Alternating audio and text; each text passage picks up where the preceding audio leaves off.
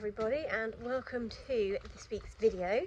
To start with, I just want to say a huge thank you for all of the love on last week's video. Yeah, some really lovely comments, and yeah, really appreciate all your congratulations and comments on, you know, how much you've enjoyed the videos, so far. But anyway, this week's video is all about this young man and his journey so far. He has been incredible, obviously, this season, but it hasn't always been super smooth sailing. And yeah, it's been a process. So I thought we'll go through all of that this week in the video. I've got lots of clips and things of him right from when he first came to, obviously, him completing his first novice with a 10th place.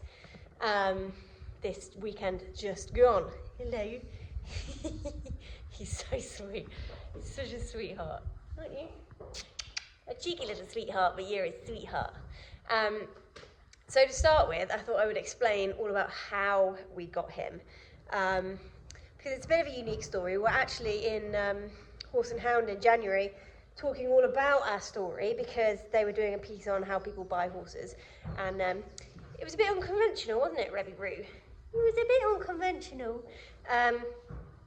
I'd seen somebody post on Facebook, I think it was on Twitter Eventing or something like that, one of those pages, basically saying, you know, why won't people come and see this reasonably priced horse that I've got advertised? Like, you know, it's an unbacked 3-year-old, I'm not going to be asking silly money, but that seems to be a red flag to some people. And I was like, it's not a red flag to me.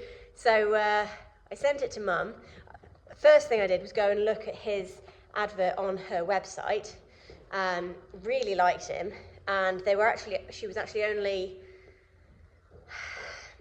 probably 45 minutes away from us, so it wasn't far at all. Probably not even that, to be honest. She was just the other side of Newark, and we're Nottingham. And so we decided to trundle up and go and have a look at him after I'd shown him to Mum. Mum had also really liked the look of him. We weren't looking for a horse at all. It was Christmas. We'd probably had one too many Baileys. Excuse me. So we thought, why not? He's not far. We'll go and have a look at him. We both quite fancied starting a youngster again. Been a long time since we'd started one, as in backed one ourselves. We've had a lot of young horses. All of my horses have been started from youngsters. I've never bought one that has been any older than 6, and even then, the one I bought at 6 was useless. So we were quite keen to have a go at doing getting back into backing one. So we went to go and look at him on the 27th of December, when did we get you? 2020 or 2019? I can't remember. I'll have a look. I'll put it on screen when I've had a look at exactly when it was. I could probably work it out if I thought about it. And yeah, we absolutely fell in love with him. I'll put the clips on in next of what we saw when we went to go and try him. And because we loose schooled him, and I just loved his attitude. He had beautiful movement and a lovely jump. Stop being TP. But the thing that sold him to Mum and me, was his attitude. And the way he was so relaxed, so within himself, so calm, cool and collected. And at no point did he ever look anxious or worried. And in the stable, he was a pain in the bum, weren't you? Still are. Yes, you still are. But he was a pain in the bum in the nicest way possible. He was friendly, a bit too in your face. But again, I quite like that in an event horse. You want them to have self-confidence and a real personality, because it's that gets them, that makes them good. I've had a few over the years that have been, like Barry, for instance. I loved him to bits. He was too sweet and too nice, and he'd do anything for you, but they need to have that self-motivation in their character to have that bit of spark, you know, to really want to take on the big jumps. He says I'm sleepy now. So that's how we bought him. We went and had a drink in a pub and some lunch in Newark on the way home. and made the decision there and then that actually, you know what, I really do like him. Let's go for this. He says I'm sleepy. So yeah, we went to pick him up the next day, and he was incredible. And again, I'll show you, there's a few clips we've got of him from when we first got him, so I'll string all those on now. Yeah, I'll let you follow on with the journey. A few of the clips that we've got from the early days of backing him and starting him are not going to be in landscape, but I want to include them. So I apologise that the formatting of this video is not quite perfect, but obviously this is a looking back at Rebel's story and Rebel's progress. So some of the videos are, you know, they weren't taken with the intention of being part of a YouTube video. They were taken for my own and Mum's records of him and, you know, giving us something to look back on. But I think it would be really nice for me also to put all this into a video. So without further ado, I will insert all of the clips that I have. Oh, most of them anyway. Some of them will be a bit dull. But I'll put in all the bits and bobs of him and his progression, and I'll voice over the top of them and explain sort of what we're doing and the stages we were at and all that kind of thing. And oh dear, Pogo's got a cough. And yeah, hope you enjoy. And I'll probably pop back up at some point and chat to you about things. But yeah, I hope there's enough footage. I'm sure there is, and I hope it's interesting. Yeah, let's get started on Rebel's journey thus far. So I thought we would start with the video that started it all, really. The video I saw when I had a look on his advert. And for a start, just his movement in general is just so nice. He was really active, really nicely put together. He floated across the ground. But again, even he's got this lovely movement, but it's not out of stress. He's not like, his tail isn't in the air, he's not got flared nostrils, you know, he's not running around like a crazy lunatic. And it was that sort of relaxedness in his way of going that really sold him to us. And again, here in the canter, he's just cantering along. So obviously he's 3 in these videos. This is the December 21, yeah, I think the lovely Alice, who we bought him off, had him for about 6 weeks, I think, maybe not even that, I can't exactly remember. She bought him out of Ireland, and yeah, she hadn't done a whole lot with him, just a little bit of handling, yeah, it's just things like this. He just was like, okay, we done now. But yeah, I really liked everything that we saw in the video of him, the sales video, especially his jumping. Again, he was just like, it was just effortless. You know, he wasn't over jumping, he wasn't, you know, stressed out about it or being mega green. He was just popping sweetly, and yeah, with real sort of adjustability and talent. And we were like, okay, this looks smart, let's go and have a look at him and see what he's like in person.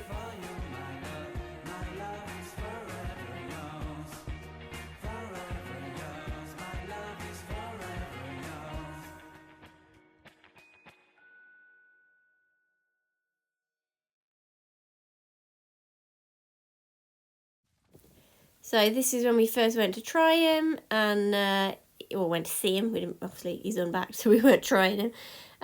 But yeah, he's just cool. He was just easy. He was forward thinking. He wasn't like worried about having had that fence down the first jump. He was just cool, and in a really sort of nice within himself way. And you know, he was adjustable. He adjusted himself when he got to the jumps, and his natural way of going was just really nice. So yeah, that was that. We made the decision when we got home. And this is his first time in the field. He just got off the box. He loaded onto the box like a dream, travelled like a dream. And yeah, he went straight out for a little mooch around the field and some grass, and some hay. And as you can see, was just cool as a cucumber, totally chilled, not bothered at all. And yeah, his attitude, it was just gorgeous. And you can see, it was the first day he was here, and he was just such a cute little thing. And always friendly, always wanting to be with you and near you and around you. This was a few days later. We put him into this field we've got with a little set of steps in, and he immediately, after having grazed a little bit, decided he wanted to explore, and had already popped down the first step onto the bank. And yeah, just this attitude is what is all about. He is just like, I'm not worried. I'm totally not bothered about all this. I can quite happily navigate these situations. I'm interested in things. I'm inquisitive. And that's what you want. It's what you want in an event horse. You want a horse that is brave. And he just goes, boop, and pops off the step like an absolute dream. And yeah, from that point, we were very, very excited about him. But everything from having his teeth done for the first time to just, this is him having had the bridle on for the first time. He was just easy. I mean, to the point where he wanted to have the bit in his mouth. He was like, nom, nom, nom, I'll have it in there, please. He was very, very easy in terms of taking on new things, like having a bridle on and a roller on and all of that. We do a lot of pressure halter work with them when they're younger, just to get them listening to you and respectful of you as, you know, the leader. I think it's a really useful way to instill some boundaries before you start getting on board, and just teaching them about moving around and, you know, moving off the leg, because we do all this work on moving them off the touch of the leg of your hand on the side as if it's your leg. And I think the groundwork you do before you get on is so important. And we spent a long time doing all of that. Like you can see here, all of this groundwork with the pressure halter, lunging on the pressure halter. We moved on to doing this with the saddle on as well before we actually got on board. Yeah, it's so important.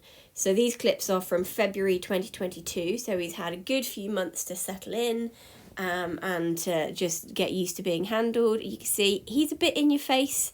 He is a bit rude, which is why he needed all of this work.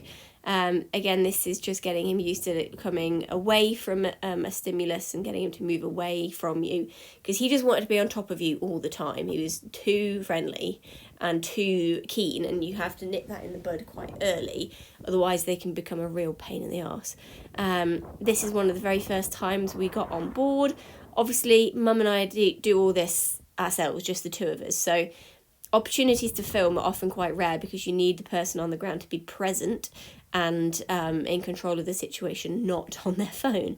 So a lot of these early clips are obviously of a few sessions on when we feel comfortable not having Mum there on the lead rein, and we spent a lot of time with her leading me round off the pressure halter.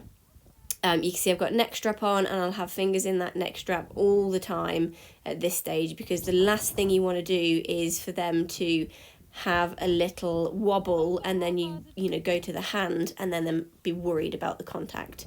But again, this is obviously a few sessions on now because we're trotting. So the lunging clips were February 2022, and this is now April. So we're into April now. So we took a very long time getting him used to having me on board, walking around. And yeah, this is coming further on into May. This is Mum on him. This was the first time she'd sat on him, because I was actually on holiday, and she was like, okay, well, I'm going to keep his education going while you're away. So she sat on him a couple of times just to keep it going. And look at him trotting along. What a good boy. He was so sweet.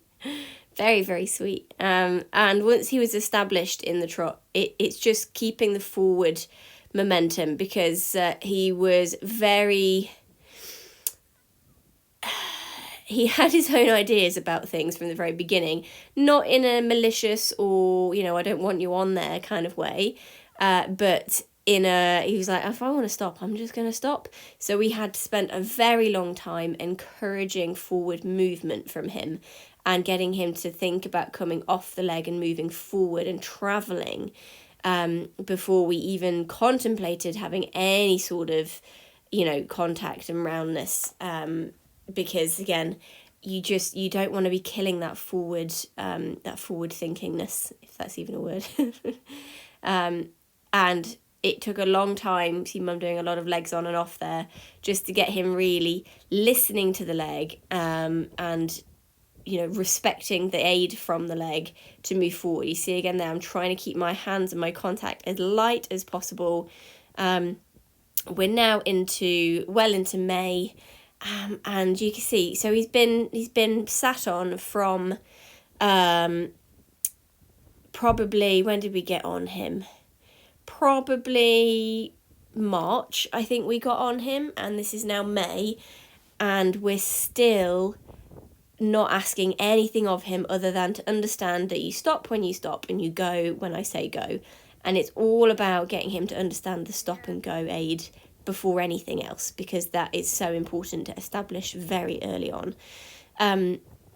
Aside from stop and go, we're starting to introduce some steering, and again that comes from listening to body aids and weight aids as much as the contact, but again, I'm not stressing the fact of the contact just yet. We're all about getting him thinking forward and moving forward, and only then, once you've got the impulsion where you want it, can you start thinking about adding in a little bit of contact. The first stage in terms of steering it as well is introducing things like shoulder yielding, and getting control of his shoulders, again, before you even start to think about wanting him in any sort of outline. I mean, you'll see from these clips how long it takes us to eventually start wanting him to be working into any sort of frame or shape, because it's so important to have the structure and the basics in place before you start having to worry about anything like that. This, I think, was probably one of his very early little canters. I don't think I was even asking for that, but we'll take it as a freebie. With babies, you've always got to take the freebies when they come, because a lot of the time it's them offering you something that they might not have offered you before, and you want to congratulate them for that, not reprimand them. We did have quite a lot of issues early on with his attitude to always going forwards, and it wasn't like he was lazy. He's not lazy at all, but he had a very strong opinion, like here, of when he didn't want to go somewhere or when he wanted to stop.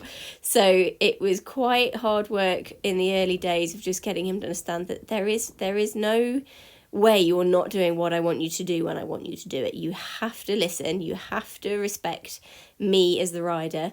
And we had a few issues with him using a spook as a bit of a way to nap, like here. So he had a little spook up there and was like, yeah, I just want to go back down to the bottom, please. So again, it's going like, well, we'll take that freebie of a bit of a canter and we'll just change the rein and we'll keep going. And we had a few tantrums about coming away from the bottom end of the arena where he was a bit nappy. But in general, he moved through these things quite quickly. And again, it's just about creating a positive environment for them and not ever being like, no, this is not allowed. It's just being like, no, that's the wrong response. I need this instead. But as you can see, he's always been a big old snoozer. He's been very relaxed, and there's many a video of him asleep because Rebel is a snoozy boy. He loves to lie down. He's always in bed, and I think it's just a testament to his attitude. He's very, very laid back about everything, and it's one of the reasons why we absolutely adored him from the beginning. So we are now at the end of May and we start to introduce some little jumpies. Again, I think it's quite important to introduce fences quite early on, just very simple, building these blocks early and just, bless him, starting off doing all this kind of stuff slow and steady. So the slower and steadier you can do it, the better. So obviously here you can see how weak and baby he is. You can see that we're still a big old gangly bean, and he's just, again, so chilled about it. He was just like, you want me to go over that thing? Okay, yeah, no problem, that's fine. You can see here we're having quite a few issues with him head shaking, and this was actually quite a concern for a long time, because it wasn't till we got to this sort of time of year, so we're sort of at the end of May now, in 2022, and the flies are starting to come out, and we were quite worried for quite a while that he might be a head shaker. And it has taken a very long time for him to sort of get over it a little bit. And what we've come to realise is he is just super sensitive in terms of his facial nerves. And obviously when the flies are around, he's the same when we have rain. And it took him a long time to adjust to having, things hit his face when he's moving at speed. As well as that, it was things like in the early days, he's not bothered about having poles down. In the early days, when we were lunging him before we were backing him, when his nose would start to run from having, done a bit more work, he was desperate to rub his nose on his legs, and he's very, very sensitive in his face, which is why we moved to putting him into a grackle, and an anatomical headpiece. That's what he's in now, because it definitely avoids most of those facial nerves that he's obviously quite sensitive on. We're now into July, and you can see how much stronger he's become already. Even just in his canter in general, we're still having some head shaking issues, which is why he's got the standing martingale on, because there were a few occasions, and again they're not on video, where it would actually become a little bit dangerous, where he would almost throw himself on the floor a bit, or turn himself inside out with flipping his head around. And we found that the standing martingale just helped to give him a bit of support and a bit of stabilisation. These are obviously some of his very early uprights that we're doing, and he got to a point with the cross poles where I was like, yeah, this is just boring now. I don't need to make any effort over these. So we had to start introducing some slightly new questions for him to understand, and there you just see him jump so much better when the fences get a little bit bigger. But we were just very much taking our time with him, and allowing him to figure it out. This is now his first ever spread fence we're coming to now. And he just goes, oh, okay, that's a bit different. Had a little wiggle on landing. But he's just so chilled out about it. This is the second time. Much better. Did a much better job second time round. That we're now back in bed, because he's always in bed. But I think it's so nice to see a young horse so relaxed in both his work and in the stable. It's he's so cute. He still hasn't got any shoes on, you can see here. He's still very much a baby. We're just slowly introducing things. But I think it's important to do little and often with the babies, in terms of things like little jumps, and what we're doing here, introducing some pole work and some cavalettis quite early on, which he thought was very exciting and didn't quite understand. I had actually taken the standing martingale off for the first time here, because you see I'm trying him in the grackle, and I think this was the first time we tried him in the grackle. And while I definitely didn't need it, he was much happier in with the sensitivity on his face. Definitely still needed the martingale in terms of steering. So I think we went to a running martingale after this, just because the steering was still a bit wobbly. But I was really, really pleased with his progression with things like these cavalettis. He's really starting to understand, and it's about building the muscle and about building the strength to do these kinds of things quite early on. And again, with the babies, as like I said, little and often will help to gradually build the muscle and the strength without overdoing it. You're not doing hard, heavy sessions. It's little and often. I think it's super important before you start to expect anything of them. So now, obviously, we're a bit further on with the jumping. This is, I think this was his first introduction. No, it wasn't his first introduction to fillers, but it was one of the early introductions to fillers. I remember the first time we introduced fillers, he was a little bit like, what is that? But he just jumps bigger when he finds something a little bit scary, which, again, was one of the things we absolutely loved about him. This is actually quite a lot further on now. I've just looked. This is October. So you can see the progression and how he has changed in his attitude. His canter rhythm's much stronger. His jump is much stronger. We're still having to play with the martingale because the head shaking thing was still quite a bit of an issue. We're now at his first ever show. This is Rebel's first show. He's in the working in here. We're at Hargate Equestrian, and we're going to do, I think we did, what did we do? Did we do the 60 and the 70, or did we just do, I might have been planning to do the 70 and the 80, but I have a feeling we just did the 70 twice. I can't remember exactly. It was a long time ago now. But this is, we're in October again now. And so from backing him in, sitting on him for the first time in March, we're now in October and he's going to his first show. He was a bit keen bean about these polls. But we just wanted to take it super slow with him. We were in no rush. I think with babies it's so important to take it steady and to really take your time. And when you come to shows like this that are very low level and very quiet, it's so good to be able to work in the working in like this to make it not a big deal. The jumping is still, very exciting for him. And this is his first time at any sort of competition. And I know it's very low key. You can see there's nobody else in the working in with us, which was helpful. But we wanted it to be a super positive experience. So here is Rebel's first ever round of show jumps, and as you can see, it's not plain sailing. He was quite like, I think I'd rather go round that, thanks, Mum. And I was like, no, you are going forwards, you are going over the fence. And we have a few moments like this. This is why it's so important to start small, because I don't want to be turning him away from any of these. You might think, well, surely you'd have been better to represent, but that's why you start at the smallest height you can. So that they can get it a bit wrong and you can still encourage the forward movement and always answering the question of going over the fence. You see me trot into the little double there because I really wanted him to get that right. I think I've had already a lesson with Simon with him.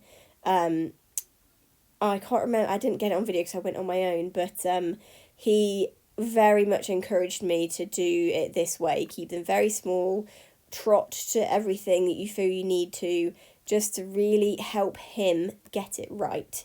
And you can see he's still questioning a lot of things because this is totally new to him, and it's just keeping that encouragement all the time, and letting him assess things in his own time, and then you'll start to be able to move on like we see we are now. I'm letting him canter into these fences, and trusting him, but keeping my leg on always, even when they're a bit scary, like this one with the butterflies. And he was just, he was being very good. And you can see then he had a look at the flowers in that one, but because we'd had probably those 3 or 4 where he'd been like, oh my God, but then still been fine, he was confident to listen to me and take on the challenge. And how great was he through this double? Oh, he's such a good boy. I was so pleased with him. His attitude is just amazing, and it's just building blocks, isn't it? Just keeping building the encouragement and the positive experiences. We actually ended up coming second in his first ever show. I'm pretty sure this was the 70 that we'd done. I was just so chuffed with him. So we did go back in and do the next height. I think the options were 70. I think I'd entered the 70 and the 80, and I actually ended up doing the 70 and the 75. They did have a 75 option, because I didn't feel like he was ready to move a full 10 centimetres up. But you can already see here how his attitude has changed. He's listening now when I'm saying, no, you have to jump this, and putting my leg on. Whereas before he was panicking and then not listening and just wanting to try and find a way around. Whereas now he's answering the questions correctly. So much so that we're getting a little bit too keen and we're making some of the distances a bit short and then having them out because he's just a bit baby and gangly and hasn't really figured out where his legs are yet, which is absolutely fine. It's not about jumping, perfect clear rounds at this point. He'll also be a little bit tired because he's still 4 at the end of the day. and we're just trying to build up confidence jumping rounds. We're not here for winning ribbons, we're just here to build all of that experience, and these baby poles that we're having are not an issue at all. You can't be worrying about having poles down at this stage in their education. It's about the experience more than anything at all. But just his attitude change from the first round to this round, I think you'll agree, was really positive. He was really encouraging in the fact that he was just so much more up for it and so much more relaxed in his jump and happy to take on these fences without any question of whether it should be something he should be doing or not. And when he does a good job, you can just, his jump in general has always been so exciting because he's just got such a lovely natural shape and so much scope. But yeah, really, really chuffed. What a great first outing for him. And of course we had to buy some pictures because you can't not buy some pictures. He's just so cute. Look at his little face. Such a good boy. Really, really pleased with him. And yeah, it was the start of everything. His first ever competition.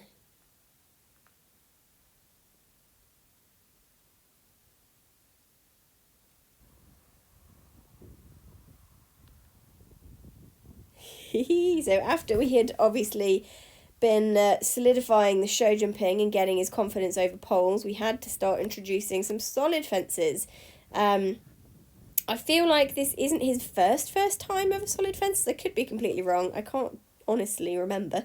We're obviously at Field Farm here. I feel like we did go to Aylesford first to do some of their little baby ones in their arena. But we're at the end of October now, and you can just see he's just so cool. And he was super keen. We'd actually had a major issue with the ditch at Aylesford. So the fact that he was quite happy to pop over that ditch there was really, really encouraging. And the great thing about that track at Field Farm is you can just keep trundling around and playing with things and letting them travel over the cross-country fences. We're now at Eland, so we went and hired the arena eventing course at Eland with a couple of clients. Yeah, he's just popping around some little courses again. We're keeping it super little. We had an aim to try and get to Aston Wols's final training event, which was early November, I think.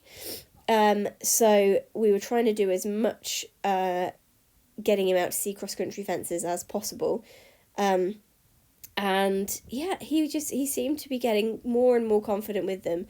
We're still sometimes struggling in the show jumping when it comes to finding our rhythm and our balance. And you can see he's either too long and keen or we're a bit flat and lifeless like there. It's the happy balance. It's just getting him to get the strength and be strong enough to control his body and his shape and his speed. But it was always a work in progress, and we were never putting any pressure on him to be X, Y, and Z. It's just building the strength slowly. So we did in fact make it to the training event at Aston Walls.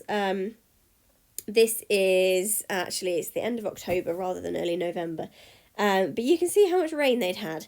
This is Rebel's first ever dressage test. He's never seen whiteboards before. And as you can see, he's not bothered about the whiteboards at all. He's such a cool customer. Again, we are obviously starting to ask him to be a little bit more in the contact and have some sort of shape and be in an outline now, but I'm not forcing it in any way. It's totally coming from natural softness and just encouraging him to be between the leg and the hand in a soft, elastic way. He's doing nice changes of bend already. His attitude in this test I was really, really pleased with. He's not bothered at all about the ginormous puddles of water all over the floor, which I was a bit worried about. But you can see little things like his attention just goes every now and then, and he's a bit like, oh, what's over there? And it's like, no, come on, Rebel, listen, please, focus. You see the bush blows there, and we have a little bit of spook at the bush blowing, and then we were a bit late for our canter transition, and then on the wrong canter lead. But this is his first ever test, so I'm not, and it's a training event, so I wasn't putting any pressure on him to come out and give me a 25 dressage. It was all about, again, creating a positive experience for him in his first test. Again, we lost the canter there too early, but we're still very much work in progress when it comes to his flat work, and I'm not expecting the finished product at all. Like this, it's totally just trying to create a relaxed atmosphere for him to get used to doing this kind of thing. And that's why these training events that they hold at Aston Lewis quite regularly are really, really useful for the babies to get out to. And the takeaway for me from this day was his attitude, especially in this phase, because this is totally new to him. And he's, if you look back at the early videos of when we were backing him, just getting him to be off the leg and forward, he's just totally different now. And that's just what, time and correct basics all leads up to. And even though, we're only probably a few months on from barely asking him to be in any sort of contact, now you create that forward impulsion, and then all you have to start doing is creating an acceptance of the contact gradually. He's now mostly round the entire time, and that's not, because I'm forcing him to be. It's just creating that connection. And we lose it, it's wobbly, like there. But that's fine, it's all a work in progress. And, if it took years for him to get it, to figure it out, that's how long it takes. The worst thing ever for a young horse is forcing them into any sort of shape, because all you do is create the wrong muscle build-up and the wrong, what's the word I'm trying to look for here? The wrong use of their body is what I'm trying to say. You always want to create it in the correct way. And there we go, the end of his first ever dressage test. What a good boy. He's so cute. He's so cute. I'm really enjoying watching all these back.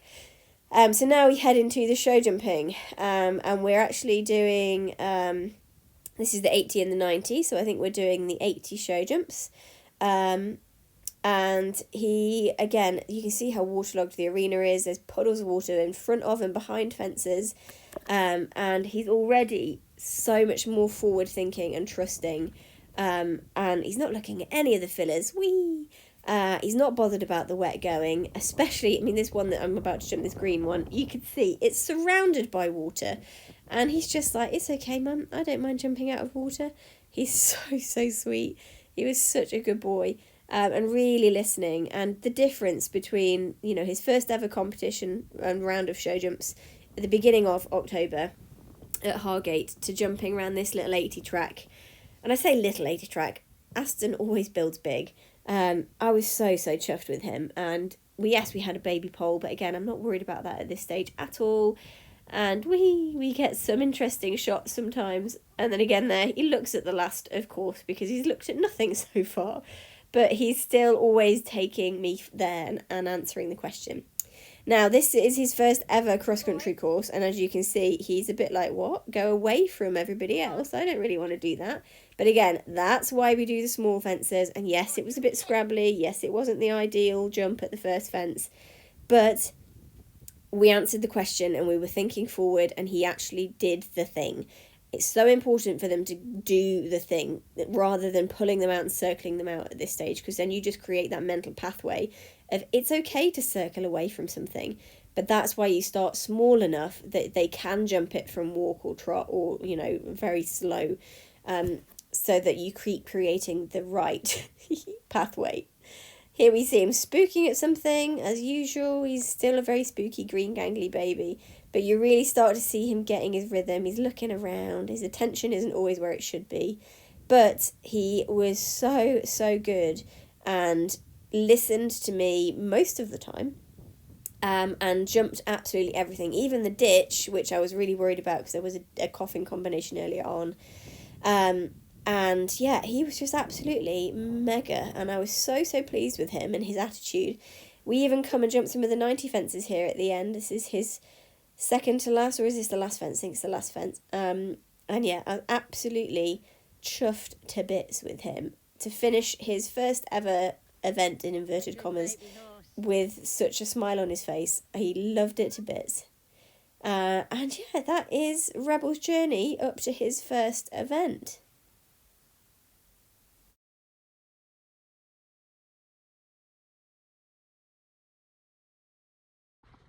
So that is where I'm going to leave this video up to now. You are all caught up with Rebel's first sort of firsts, his first year really.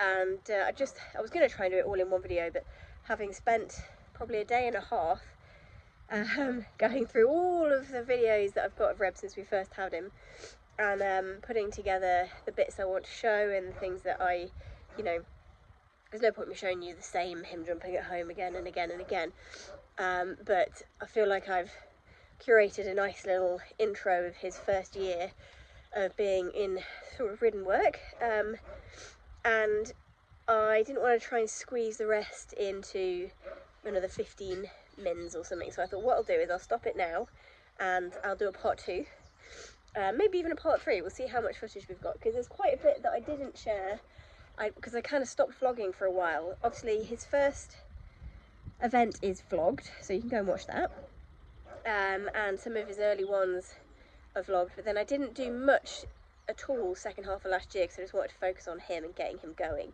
So there's quite a lot of footage from a few events, even like some he's done really well at, that I didn't actually ever share on YouTube, so I thought it'd be quite nice to put all those together in another video. Annoyingly, most of them are filmed in portrait, so it's not going to format very well, but you'll still be able to get the gist, and you'll still be able to see the progression, I hope, that he has made over the last few years. So yeah, stick around, and the next part will be up soon. It may not be next week's video because we're actually going to go do some dressage this weekend, so that will probably be next week's video, but it will be coming. I'll keep you posted. Keep following me on Instagram and Facebook if you do, and I'll pop on there when the next segment of Rebel's journey will be out. But I thought rather than try and cram it all into one and rush it, we'll keep it nicely spread out, and means I can go into a bit more detail about everything rather than just be like, he did this, he did this, he did this. It's like, I can explain motives and thought processes and stuff. But yeah, hope you enjoyed, and we'll see you on the next one. Bye.